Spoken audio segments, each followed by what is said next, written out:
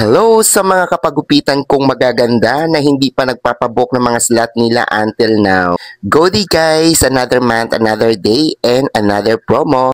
And another customer ang nag-avail ng ating promo for today's video guys. So it's my day 3 since na nilagay natin yung bare months promo natin. At ang inabil nga pala ng customer natin na promo guys is Rebond Color and Brazilian Keratin. So as you can see, ito po yung hair ni Madam. Before ng hair ni Madam, tingnan nyo naman guys, almost isang dangkal na po yung itim niya. At syempre nakikita nyo, below the bra level na po yung haba ng kanyang hair.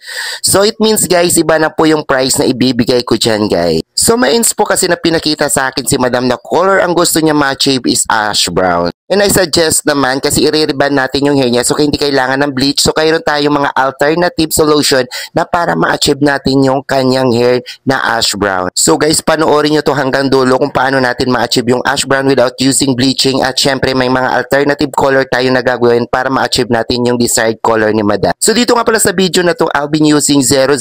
Itinatawag natin na dust at syempre pinartneran ko siya ng 9% oxidizing which is Bremod. So that moment guys, hindi ko na pinakita kung paano mag-apply kasi alam nyo naman na yan. So ngayon, in-applyan ko siya. Nakita nyo naman 1 inches away from the scalp ang in-apply ko. At syempre, inuna ko muna yung mga regrowth ni Madam. Ibig sabihin nun yung mga black hair niya muna. So ang gagawin natin ngayon after natin ma-applyan guys, ibababad natin yan ng after 45 minutes at depende pa rin yan sa buhok kung mabilis talaban ang buhok ng ating client. After 45 minutes, chinek ko yung hair ni Madam at tumalab na yung kulay. So ang ginawa ko ngayon is nag-color na ako from root to tip na guys, scalp hanggang dulo na. So nakita nyo yan, so ibababad ko na lang yan ng 20 minutes guys para magpantay yung kulay niya. So ang ginawa ko dyan 00 muna bago 9% ha.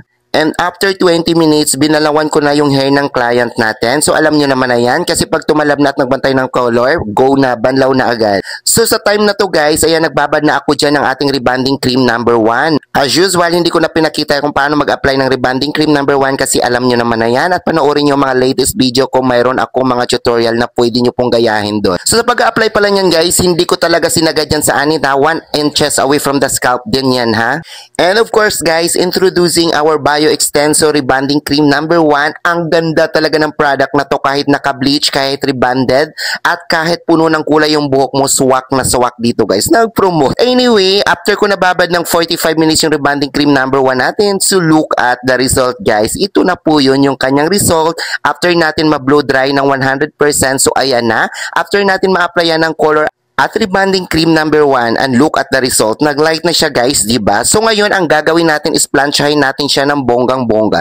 And look at that. So ayan na po yung result ng pagpa-plancha natin after natin malagyan ng rebonding cream number 1 at color. Oh, hindi pa tapos yan guys ha. Ang gagawin natin ngayon is mag-apply na tayo ng rebonding cream number 2. Tingnan nyo kung paano natin mapapalabas ang ash brown sa dalawang color na to using the oxidizing and the rebonding cream number 2. Sa totoo lang guys, wala talaga akong colorant na ash brown kasi nga naubusan sa market. So ang ginawa ko, gumawa na lang ako ng alternative kung paano natin mapalabas.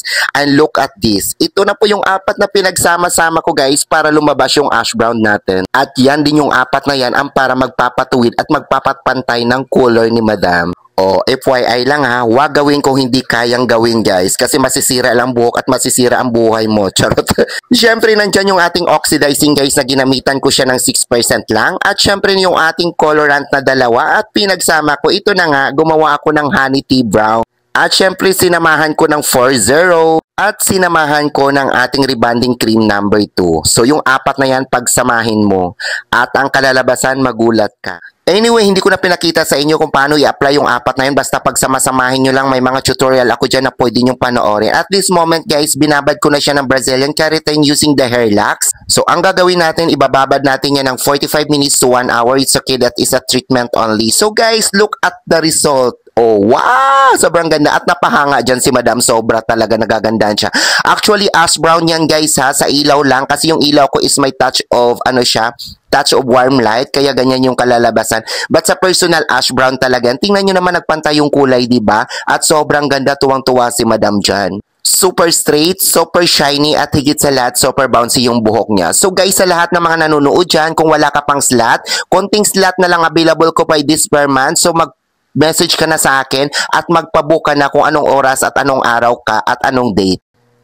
Hello po! Ayan, madam. Tapos na po tayo ng service natin sa iyo. Naka-promo po tayo ngayon. So, madam, how was your experience in Pagupitan Salon? Nag-enjoy ka ba? Tapos, na-achieve ba natin yung color na gusto mo? Yung ash brown? At saka, ano po yung masasabi mo about sa hair mo ngayon?